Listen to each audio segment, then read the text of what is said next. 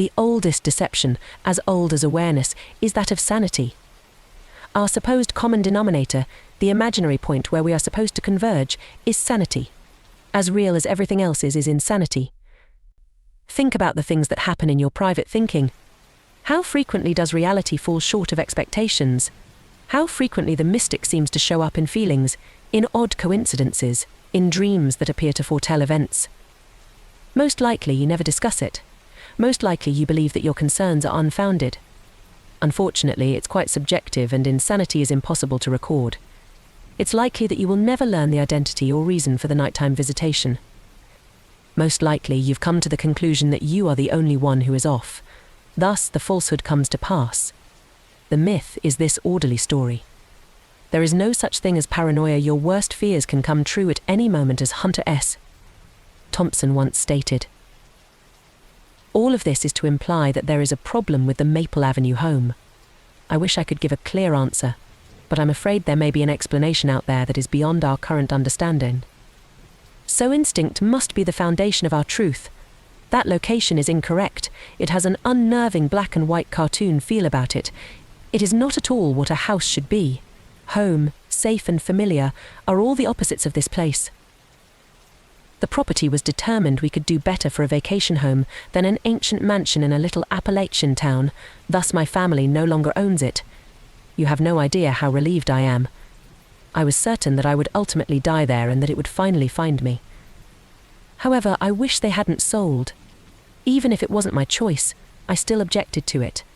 I made an effort to make it sentimental. From my early years we had owned it and used it as a second house. I answered. It was practically part of the family. The blatant irony of saying that made me shudder. Most likely the reason the argument didn't hold water. Commercials. I mentioned the investment after that didn't work out. Consider the potential value of the property in a decade. It hardly matters in today's market if a place is supposedly haunted. Once more, this was a pathetic attempt. My parents didn't have financial difficulties. I was secretly hoping I would inherit the land. They may donate my trust fund to a worthy recipient and retain it for themselves. Please just give me the Maple Avenue mansion as an inheritance. Please give it to me so I may begin tearing down the building. Don't cut corners. Simply shutting the doors and enclosing the area won't suffice. Sincerely, my intention was to demolish the home, remove the trees and transform the surrounding area into an empty parking area. Like the Romans did to ancient Carthage, I would sprinkle salt on the ground. It would benefit the entire globe, I promise. Right now, none of that is feasible unless I want to take the chance of being arrested for arson. On that, the jury is yet out. However, I can document everything here as a proof of what transpired that evening. I know that no one will heed my warning seriously. However, perhaps then, the unfortunate person whose soul the home is currently devouring would realize they are not alone. These are difficult topics to discuss and are not typically brought up in casual conversation. Thinking about something in private is challenging enough. My recollections quickly become dull. My sanity demands that I move on. Someday, this might be the last of me. I'm not sure if speaking this into being and passing it on is appropriate for me. Talk about the devil, and he will come to pass. The Maple Avenue residence is set back from the road a short distance. Along the walkway are tall sycamores. There is a thick forest across the street. It's close to the town. Commercials. If not for routine maintenance, you may assume the town is deserted. I don't recall seeing the neighbors or chatting with them. Whatever industry had constructed this site long since vanished. Darkly, between the trees and in expansive patches of grass and asphalt, lie the tall, rusty skeletons of twisted pipes, I-beams and smokestacks. In the fields, broken farm equipment is left behind. Scattered farms, a few small shops, the corporate grocery chain, a little petrol station run entirely on necessity. The old Victorian houses that along Maple Avenue are like Roman ruins in a medieval hamlet, standing out from the woods, shacks and gloomy ranches. In the sleepy village on the street with the large sycamores, the Maple Avenue house is not alone. Even yet, it's hardly the biggest or most remarkable home on the block. However, it appears to be. It's odd that I can't recall any of her neighbors' homes in particular. Despite the fact that the home appears completely at ease with the surrounding woods, the yard and gardens are not overrun. Despite not being a big or intimidating home by any means, it somehow towers over you like a brutalist monster. Driving down the street, you may drive by without ever giving the location a second glance. It would go by your window and disappear, lost to memory. Which is a terrifying idea. How many locations like these do we pass every day without ever stopping to think about how awful they are because we are preoccupied with other things? I recall the moment he entered for the first time. The door seemed like a mouth, and the windows on the front facade resembled eyes, in my memory. The home's interior decor and furniture were completely original. Not that I should say original. I should clarify that it was designed to resemble the original. I was already disturbed by this on its own. It represented fashions and fads that existed long before I did, the preferences of the past. It resembled spending the night at a cemetery or museum. It was once described by my ex-girlfriend as grotesque bourgeois decadence. She was the worst, my God. The landing between the first and second floors, where the stairs turn and ascend in the other way, is where I recall a massive floor-to-ceiling window. Strangely, 2 life-sized stone cherubs with wings stood on either side of the mirror. The master bedroom and the library both had enormous mirrors. The dining area, living room, and master bedroom all had these enormous golden chandeliers. These chandeliers might easily be worth $20,000, my conceited uncle once informed me. The designs had a Greek or Roman mythical influence, perhaps derived from the anthropomorphized goats, satyrs, and gargoyles that supported the glistening light fittings. The corridor outside the master bedroom on the second story is what I recall. I recall it being all decked up in a scorching red carpet that was oddly paired with a satin wall covering that was just as ridiculously saturated. The whole corridor was covered in crimson, from floor to ceiling. It's so red, the visual nerve gets dizzy. Consider yourself confined to a blood vessel. It is imperative that I bring up the paintings. Given how precious my snobbish uncle believed they were undoubtedly originals. They resembled Jane Austen characters in terms of subject matter and style, dating back to the late 1800s. They all had doll faces, huge eyes, mouths, and flat, white skin. They have the eye-following quality that vintage portraits possess. The consistency was intriguing. Every single figure in every single artwork was positioned to face the observer. To maintain the eyeballs pointing outward, their bodies seem to bend in an odd fashion, even when it isn't physiologically consistent. There is a painting in each bedroom, many in the halls, and even one in the master bathroom, all of them placed like gargoyles about the home. We left them hanging, and I felt resentful. A porcelain-faced family staring over you while you sleep. For some reason gives you the shivers. I would suggest let them whisper to each other in the attic or in some dusty nook. There is a problem with the Maple Avenue home. Someone's dollhouse, that's what it is. It's a painted smile on the teeth of a clown. It's the garish, gaudy candy house from Hansel and Gretel, lurking in the shadowy forest and enticing you in to be devoured. In the 1970s, this location used as a morgue. We never found out anything else about it, not even the reason it ceased to be a morgue. My parents seized the chance when it was up for sale one day. Not something I would have chosen. A location is never again in the hands of the living once it crosses the Rubicon of hosting the dead. Haunted houses, what are they? The primary aim of a house is to be occupied. When a person abandons a house, or a portion of a house, something else will move in.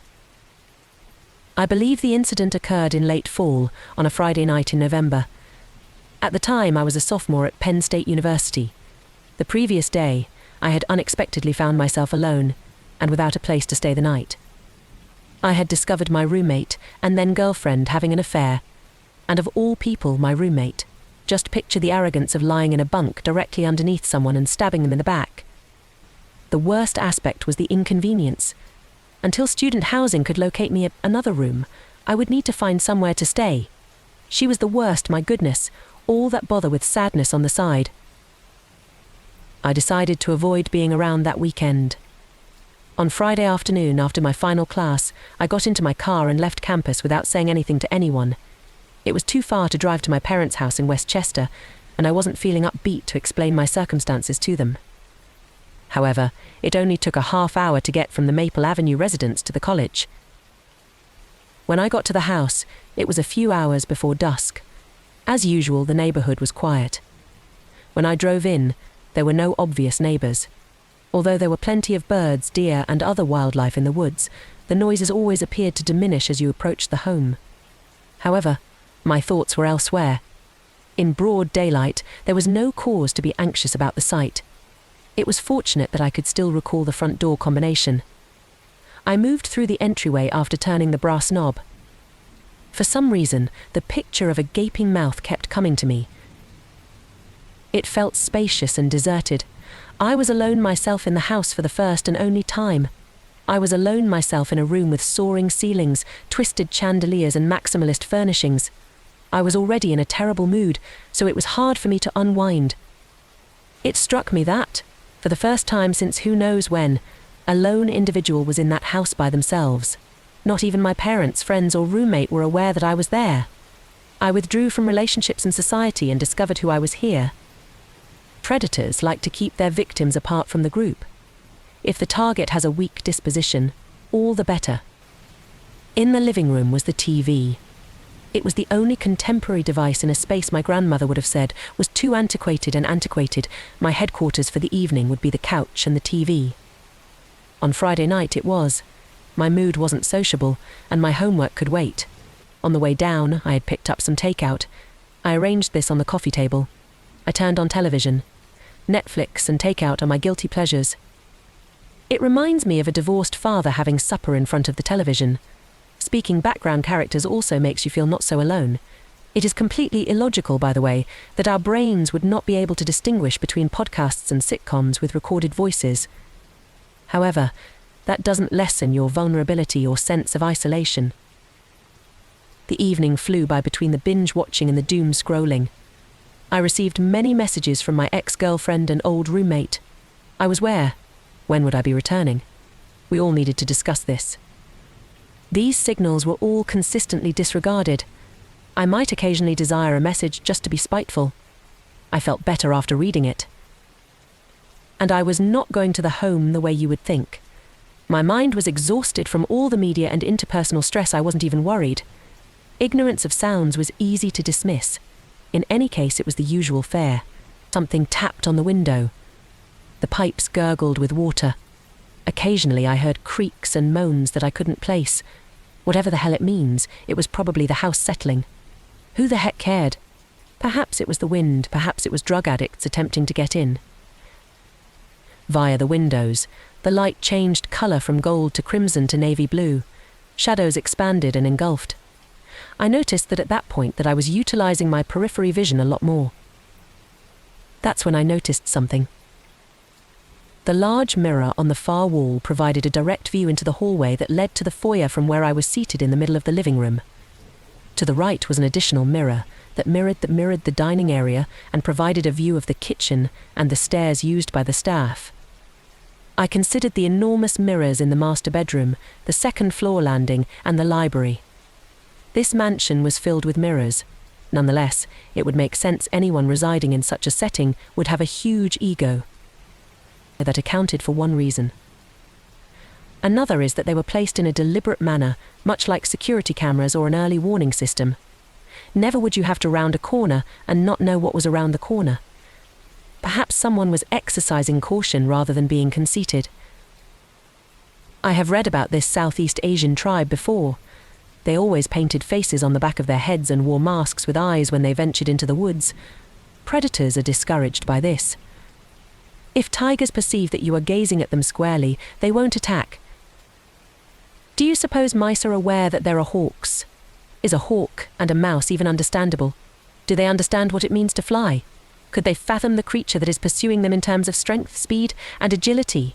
The likelihood of a mouse surviving the encounter is unlikely. However, they have to be aware in some way as a species. They have been hunted by hawks for ages. Therefore, even if the mouse is unable to comprehend the concept of a hawk, it is aware of them instinctively. We consider that there are no natural predators for humans. Perhaps that's because, like the mouse and the hawk, we were unable to even envision them. A bit after dark, it began to rain. Just before midnight, there was thunder. Before I went to bed, I figured I should take a shower. I struggled past the cherubs and the mirror and up the stairs.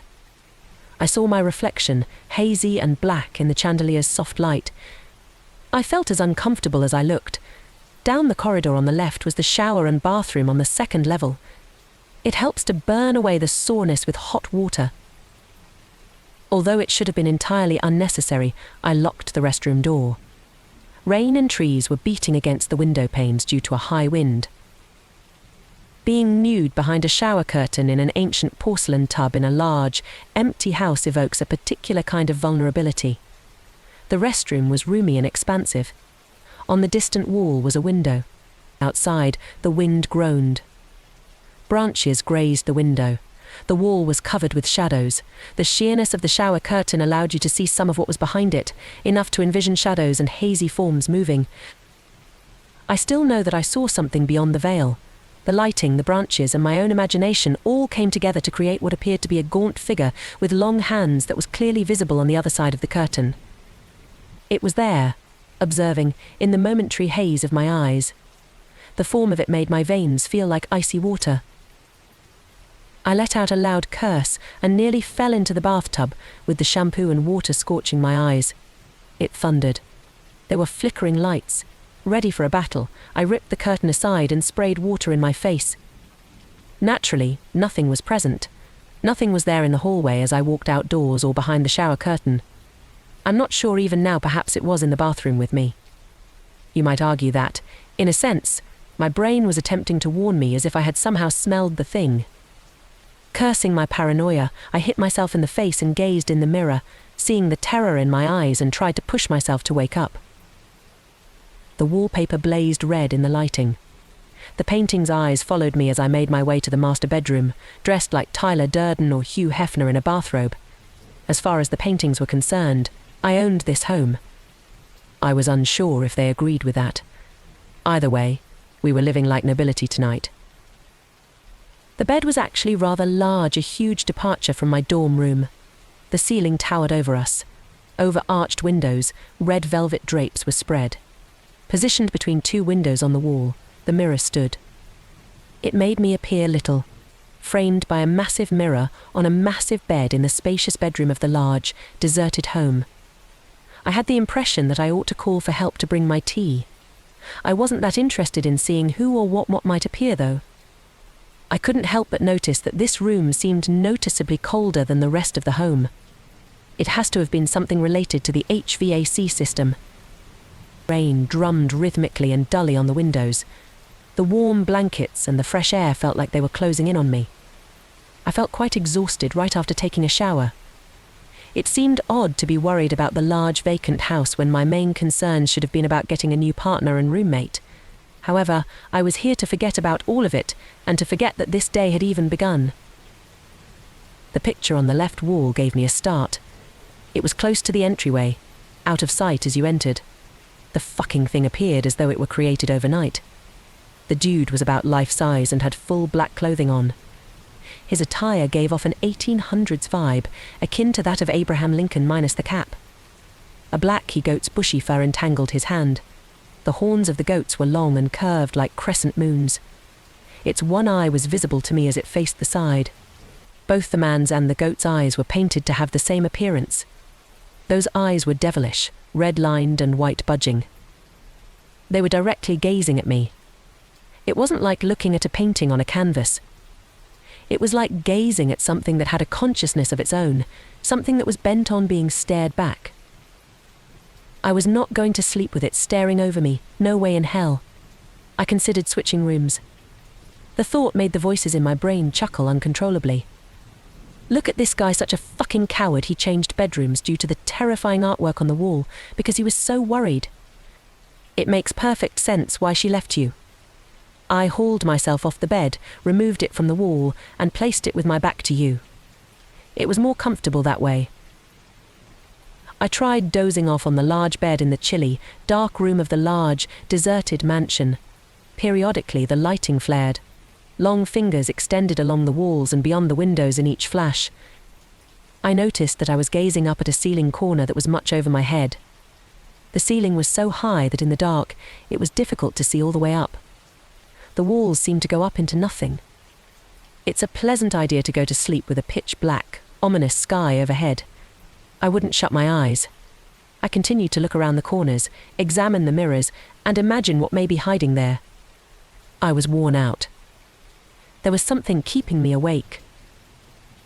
The large, abandoned house's frigid, gloomy parlour had high windows that overlooked the backyard, the surrounding gardens, and the woods. During the day, the forests gave way to clearly visible low mountains. At night, their black outlines against the stars were still visible. I considered how deep those forests were. I considered how old those mountains were. I pictured myself spending the entire night alert and awake, sitting there by the window. If you continued to observe, what would you see? Perhaps then you would understand why we close our eyes at night. You could understand why our forefathers constructed fires to ward off the night. The distant thunder rumbled low. I believe I dozed out at that point. That night, I had a restless night. If I slept at all, I can hardly recall. Those were the hours when dreams and consciousness were barely separated. It would be like sleeping with one eye open. I did, however, dream.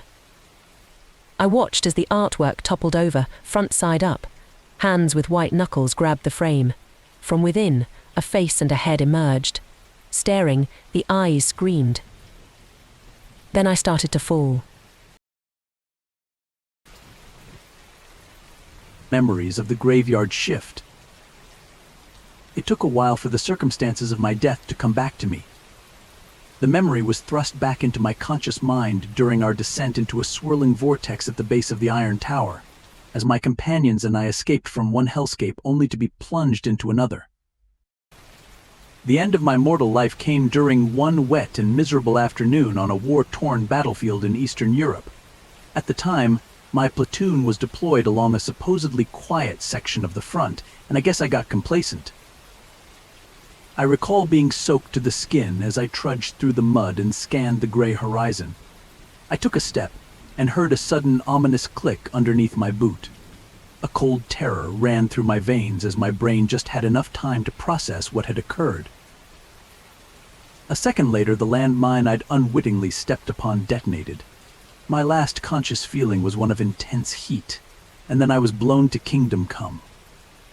And the next thing I remembered was waking up in hell, thrust into yet another bloody war, although in this realm the battles are fought between demons and damned souls, rather than human soldiers and their high-tech weapons. What can I say about DES, the ugly and worn-torn city where they sent me? The fifth circle is violence, and this is its capital. This is where most dead soldiers and generals end up. That's not to say there aren't honorable soldiers who fight for righteous causes, but the old saying is true: war is hell. The bloodshed and violence changes a man. It corrupts his soul and forces the mark of Cain upon him. And in the end, few if any escape unscathed. You can't die in hell, but you can suffer. They can blow your body apart, chop your head off your shoulders, but the suffering never ends. When I awoke in the afterlife, I was instantly confronted with the true horrors of experiencing the foul stench of death, seeing the medieval city burn under the flames of 1,000 fires, and witnessing towering demons and blood-thirsty harpies tearing lost souls to shreds. I suppose I should count myself lucky that I met two these veterans who took me under their wing. I knew little about Sebastian and Isabel, two damned souls who died in past wars before being dropped into the terror-filled streets of DS. It was Isabel, the mysterious Amazon-like warrior, who'd explained the origins of the conflict. Minos was the gatekeeper of hell and former recruiter of Satan's army. But the serpent-like demon had revolted against Lucifer in an attempt to take control of the underworld and 9 circles. We were conscripts in Minos's ramshackle army, essentially serving as cannon fodder in the vicious battle for control of DS. The press-ganged souls we served alongside had little loyalty to Minos or his cause. They fought for one reason only: the chance of freedom. Our demonic overlord had made a promise to his soldiers. More than anything, Minos wanted control over the Iron Tower, the tall and dominating monolith which was key to the entire Fifth Circle. If we could capture the tower and reach its summit, our master would give us a second chance at life and facilitate our return to the mortal plane. As far as we were concerned, this was a prize worth fighting for. But of course there was a price to pay, and it was a heavy one. The three of us literally leapt into the vortex which marked the entrance to the Iron Tower as our former comrades burnt in an unholy fire behind us. I must have lost consciousness during the chaotic transition, because I awoke on a cold floor within a dark, windowless chamber dimly lit by torches burning on the black and featureless walls. My companions were standing above me, Sebastian with his huge bulking frame blocking out the dim light, remaining silent as always as he looked down upon me with piercing eyes. To his right was Isabel, a thin smile on her dry lips, as she no doubt planned to say something clever or sarcastic. The woman exerted confidence on the surface at least, but in reality I could see fear behind her wide eyes. Sebastian offered me a hand and helped me to my feet while Isabel whispered in my ear, "Welcome to the Iron Tower, Jacob. Now the real fun begins." I ignored her attempt at humor as I surveyed our grim surroundings. The darkened chamber was small and tight, appearing to be an entryway to whatever lay inside the twisted tower. I noted the steel doors ahead of us, marked by strange and disturbing symbols. From the other side of the door we could hear the muffled sounds of a deep voice which seemed to be leading some kind of prayer. The heavy door was shut, and I didn't want to imagine what was occurring in the next room. But the door was the only way out of the chamber we currently occupied, and we had to move forward. All three of us were experienced warriors, but we'd expended the ammunition for our firearms and crossbow during the fighting out on the street, and so only carried bladed weapons. Once I was on my feet, I stood shoulder to shoulder with my companions, sharing a look of steadfast determination as we stepped forward together. "We stand and fight together, no matter what," said Isabel, as she reached out for the ivory handle and slowly pushed the heavy door open. We entered a far larger chamber, still dimly lit and consisting of 4 windowless walls of cold iron, although I noted how the walls were adorned with hellish imagery, crude images of demons and monsters which appeared to be painted in blood. In the center of the vast chamber stood a group of humanoid figures dressed in dark red robes and with inverted crosses hanging from their necks. They had hoods covering their heads and I couldn't see their faces in the darkness, but I noted how they were standing in a circle around a blood-red pentagram painted upon the metal floor. Behind the circle of robed cultists was a white altar which appeared to be constructed from assorted bones and skulls, and upon the altar stood who I assumed was the cult's leader, a tall, thin, and bald man with ghostly pale skin and intense, bug-like eyes. He initially ignored our presence in his chamber as the three of us simply stood in the doorway, watching and listening as whatever twisted ceremony they were performing proceeded unopposed. When the cult leader spoke, his voice was high-pitched and chilling. "Disciples of the Dark Lord, we face a great challenge at this time. War has come to our Lord's unholy kingdom and the arch-traitor is laying siege to our most twisted and wretched stronghold. But we will not abandon our faith, even as the most horrid beams of light invade our darkest places. We, the loyal servants of Lucifer, must stand tall and make the sacrifices we need to obtain victory." He paused, turning his head and shouting to yet unseen cultists behind him. "Guards, bring out the prisoner," he ordered. We continued to watch in shocked awe as a pair of robed cultists emerged from the shadows, dragging a naked and emaciated prisoner along the ground behind them. Once they came closer, I noted how their prisoner bore the signs of torture on his damaged body, with deep scars and broken bones clearly visible. I also noticed how he didn't fight or scream as they dragged him out. I guess the poor bastard was so beaten down and defeated that he could no longer resist. I was sickened by the display and instinctively stepped forward to intervene, but it was Sebastian who stopped me as he placed a firm hand on my arm and shook his head as a warning.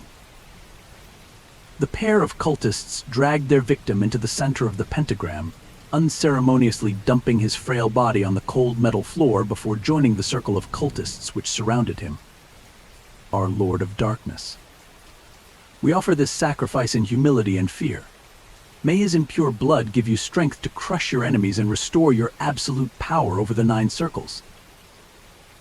The naked man in the circle looked up in that moment, his bloodshot eyes filled with terror as he desperately searched for any chance of escape, but he found none.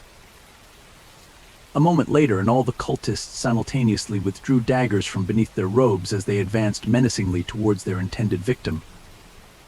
The man screamed and tried to get up on his feet to fight, but he was too weak and soon overwhelmed. I grimaced as we watched the cultists repeatedly stab their defenseless victim. My ears were filled with the sickening sound of blades cutting through flesh and the muffled screams of their victim, his agonizing cries growing ever weaker as he slowly gave up the fight. The blood flowed across the metal floor, and I swore I could see the pentagram burning like it was absorbing the victim's life force. But the tortured soul could not die. This was hell after all, and he was condemned to suffer here for all eternity. His body was a bloody mess by the time the cultists ended their savage attack and withdrew their blood-stained knives. The unfortunate victim continued to whimper on the cold floor, bleeding from dozens of deep stab wounds and begging for his agony to end. And then, the pale-faced cult leader spoke, his chilling voice echoing throughout the iron chamber. Ashes to ashes, dust to dust. Let it be so. With that, he raised his bony hands above his head and evoked some kind of black magic, summoning fire as if from thin air. My companions and I looked on in awestruck horror as a fireball was formed, a burning orb which hovered over the cultist's head before he thrust it forward with the mere swipe of his left hand. And suddenly the fireball soared through the air and hit the helpless victim, engulfing his broken body in an unholy fire. The man screamed one last time before his body was burnt away, dissolving into ashes in front of our eyes.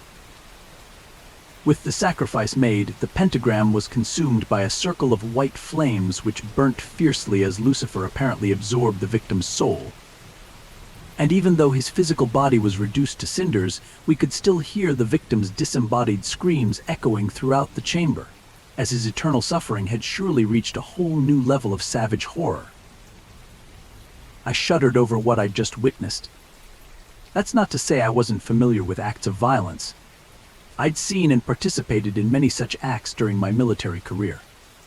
But the normalization of the cruelty and savagery in hell was beyond anything I'd previously been subjected to. I continued to stare in mesmerized horror at the burning pentagram until I was shaken back to reality by Isabel. "We need to keep moving," she whispered. "We can't stay here." I nodded my head in agreement, as did Sebastian. The 3 of us moved forward cautiously, keeping our bladed weapons to hand in case we needed to fight our way through, but we were seriously outnumbered. I counted a dozen red-robed cultists, in total 13 if you counted their leader. I didn't fancy our chances if it came to a stand-up fight, and so we planned to sneak past the cultists in the slim hope that they wouldn't notice our presence. But of course we weren't so lucky. In an instant, the dozen cult members turned their backs on the fire as they all faced in our direction. I still couldn't see their faces, which remained hidden under their hoods, but we could see their hideous eyes, burning red with a fiery intensity. Whatever these things were, they definitely weren't human. The daggers emerged next as all 12 cultists withdrew their still blood-soaked daggers and pointed them menacingly in our direction. The 3 of us formed a defensive line and prepared to fight as the armed cultists slowly advanced upon us. But to our immense surprise, their leader intervened as he called out to his blood-thirsty followers. "Do not attack," he ordered. "Let them pass. Their souls belong to the Dark Lord, and only he can decide their fate."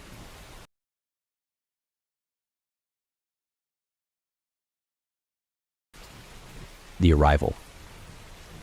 The dense fog clung to the trees like a shroud, casting an eerie glow as the last light of day faded. Blackwood Manor loomed in the distance, its silhouette a dark shadow against the mist.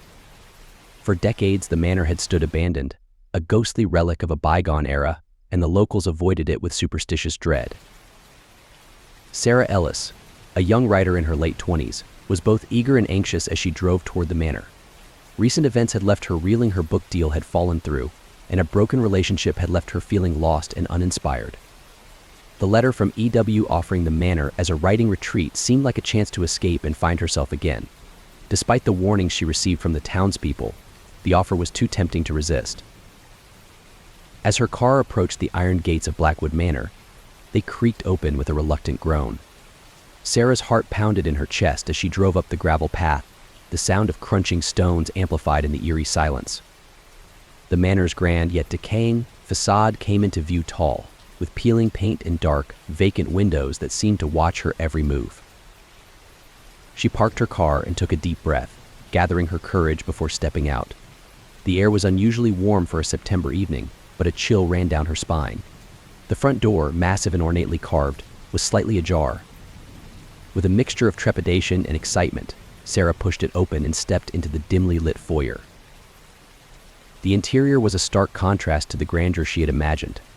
Dust lay thick on the furniture, and cobwebs clung to the corners of the high ceilings. The faint smell of mildew filled the air, but there was something else, a sweet, almost sickly odor that she couldn't quite place. Sarah shook her head, attributing it to the age of the manor, and began to explore. As she wandered through the vast hallways, the silence was occasionally broken by strange, echoing noises, creaks and groans that seemed to come from nowhere. She entered the drawing room, where an old, grand piano sat covered in a thick layer of dust. A sudden draft made the piano's keys rattle, and Sarah flinched, feeling a sense of unease settle over her. Deciding to settle in, she chose a room on the second floor, where she unpacked her belongings. The room was simple but spacious, with an old four-poster bed draped in tattered curtains. The view from the window was obscured by the thick fog that now enveloped the manor. As night fell, Sarah lit a few candles to chase away the encroaching darkness. She attempted to get some writing done, but the sounds from the manor proved distracting. The occasional creak of the floorboards and the distant whispers kept her on edge. Just as she was about to call it a night, she heard a loud crash from somewhere deep within the manor. Her heart raced as she turned to look toward the source of the noise. The house was eerily quiet again. Sarah's curiosity got the better of her, and she cautiously made her way down the hallway, following the sound. At the end of the corridor, she found a door slightly ajar. Pushing it open, she was greeted by the sight of an old, ornate mirror, its surface covered in grime. As she stepped closer, she noticed a figure standing before the mirror, a woman in a tattered black gown, her hair falling around her face. The woman's reflection was missing from the mirror, and she seemed to be staring into the glass with a vacant expression. Sarah's breath caught in her throat as she took a step back. The woman turned slowly, her hollow eyes meeting Sarah's. She opened her mouth, but no sound emerged, only a low, guttural moan that echoed through the room. Panicked, Sarah stumbled backward and fled from the room, slamming the door behind her. Her heart pounded as she raced back to her own room, locking the door and trying to calm herself. The encounter left her shaken, and sleep proved elusive as her mind replayed the haunting vision. Part 2: The History Unfolds. Morning light filtered through the fog, casting a pale glow over the manor. Sarah awoke with a start, her dreams haunted by the ghostly figure from the previous night. Determined to shake off her fear, she decided to explore the manor further. Descending the grand staircase, Sarah noticed a door that had been partially hidden by a heavy drape. She pulled it open and discovered a library filled with old, dusty books and manuscripts. Her eyes were drawn to a collection of leather-bound volumes, their spines decorated with intricate gold lettering. As Sarah perused the books, she found one that seemed different from the rest. Its cover was worn, and the pages were yellowed with age. She opened it carefully, revealing a journal filled with handwritten entries. The handwriting was elegant but increasingly frantic as the entries progressed. The journal belonged to Eleanor Whitlock, the last resident of the manor. Sarah read about Eleanor's life, her rise from a respected member of the community to a woman accused of witchcraft. According to the journal, Eleanor had been betrayed by those she trusted, and her attempts to perform dark magic to exact revenge had gone horribly wrong. Eleanor's final entries were filled with despair and anger. She wrote about a failed ritual intended to summon a powerful entity, which instead led to her being cursed and her spirit bound to the manor.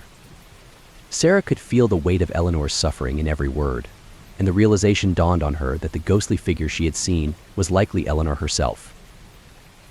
As Sarah continued her investigation, she discovered old letters and documents detailing the manor's dark history.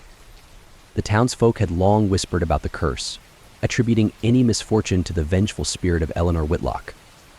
The more Sarah learned, the more she felt the oppressive atmosphere of the manor pressing down on her. The hauntings also became more frequent. Objects began moving on their own, and Sarah could hear faint whispers in the dark. She began to question her own sanity, wondering if the stories were affecting her perception of reality. Part 3. The haunting intensifies. Days passed, and Sarah's isolation began to take its toll. The fog outside never lifted, and the manor seemed to exist in a perpetual state of twilight. Her sleep was disturbed by nightmares, each one more vivid and horrifying than the last. In her dreams, Sarah experienced the events leading up to Eleanor's death. She saw through Eleanor's eyes as she was betrayed by her closest allies. The visions revealed the cruelty and injustice that had befallen Eleanor, and Sarah could feel the weight of her despair and rage. The ghostly figure of Eleanor became more prominent.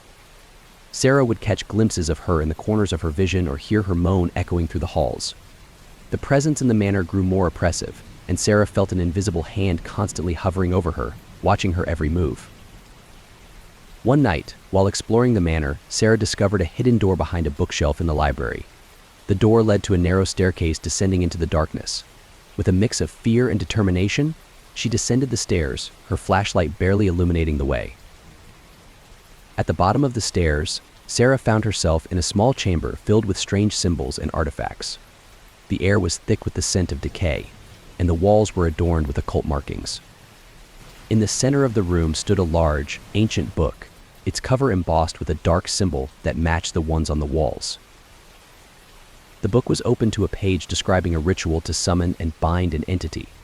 The text was written in an archaic language, but the meaning was clear. Eleanor had attempted to summon a powerful entity, but had inadvertently bound herself and cursed the manor instead. Sarah's discovery only deepened the mystery. The more she uncovered, the more she felt the malevolent presence of the entity Eleanor had summoned. The hauntings became more violent, doors slammed shut, and Sarah was pushed and scratched by unseen forces. Descent into madness. Sarah's mental state began to deteriorate.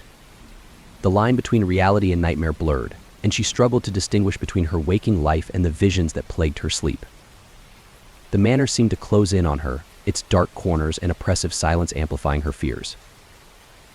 In her most intense nightmares, Sarah relived Eleanor's final moments. She saw the ritual fail and the entity begin to manifest, consuming everything in its path. The terror Eleanor experienced was palpable, and Sarah felt as though she were trapped in the same hellish nightmare.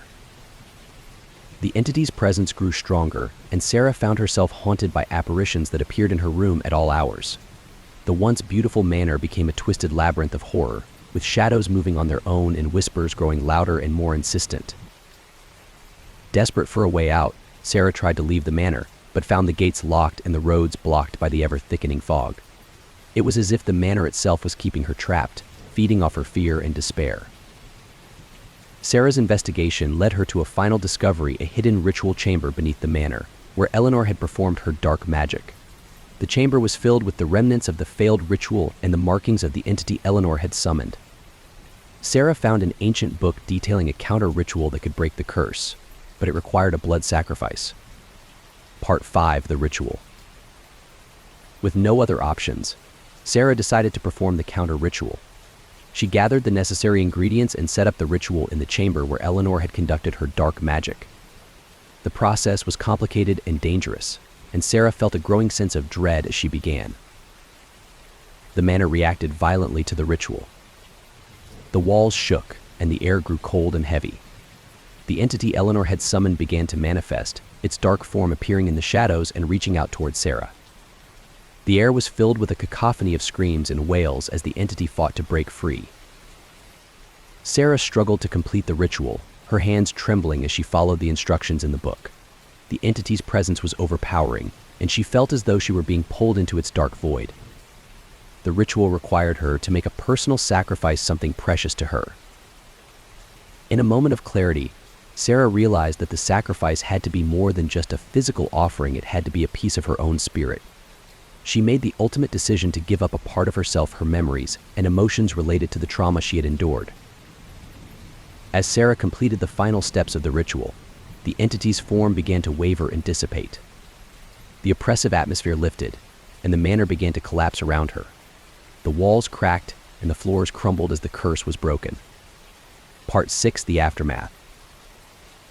With the curse finally lifted, the fog outside began to clear. Sarah emerged from the ruins of Blackwood Manor, exhausted and emotionally drained. The once majestic estate was now a pile of rubble, its dark presence erased from the world. Sarah stood outside, her mind a whirlwind of emotions. She had survived the horrors of the manor, but the experience had left her forever changed. The sweet odor she had smelled throughout her stay lingered in her memories, a reminder of the dark forces she had faced. As she walked away from the ruins, Sarah knew that the curse was gone, but the trauma of her experience would remain with her. The manor had taken a part of her soul, and she would never be the same.